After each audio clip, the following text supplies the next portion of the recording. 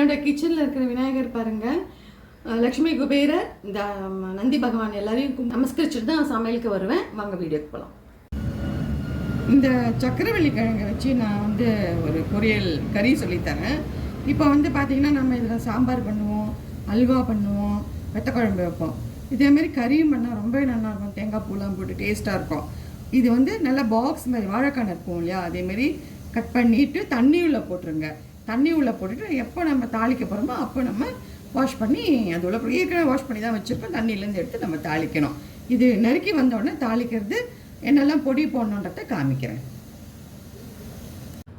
இந்தமாரி வெள்ளிக்கிழங்கை வந்து இந்த மாதிரி சைஸாக இந்த சைஸ்க்கு நறுக்கிக்கோங்க. ரொம்ப பொடியாக இருந்தால் குழஞ்சி போயிடும்.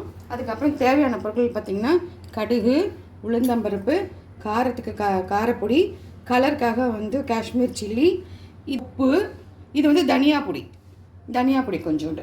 இப்போ வந்து எண்ணெய் காஞ்சோடனே நம்ம வந்து கடுகு போட்டுடலாம். இப்போ உளுந்தம்பருப்பு பொரிஞ்செடுத்து நம்ம இந்த காயை போட்டுடலாம். காயை போட்டுட்டு இந்த பொடி எல்லாத்தையும் போட்டுடலாம். போட்டுட்டு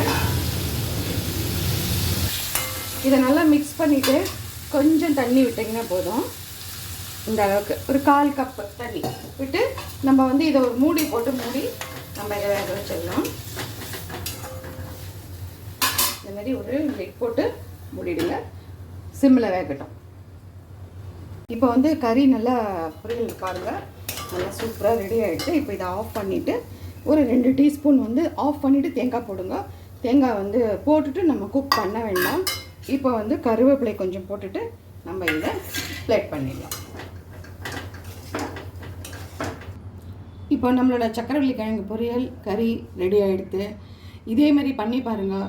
நான் போட்ட இந்த கறி இப்போ இந்த பொரியல் கறி சொல்லியிருக்கேன் இல்லையா, இதில் வந்து நார் அதிகமாக இருக்கும். இது நிறைய பேர் வந்து சாப்பிடக்கூடாது, சுகர் பேஷண்ட் எல்லாம் அப்படின்னு சொல்லிட்டு பயந்துன்னு சாப்பிட மாட்டா. ஆனால் இது தாராளமாக சாப்பிடலாம். இந்த கறி பொரியல் உங்களுக்கு பிடிச்சிருந்தது அப்படின்னா நான் போட்ட ரெசிபி லைக் பண்ணுங்கள், ஷேர் பண்ணுங்கள், ப்ளீஸ் சப்ஸ்கிரைப் பண்ணுங்கள். Thank you, bye, take care.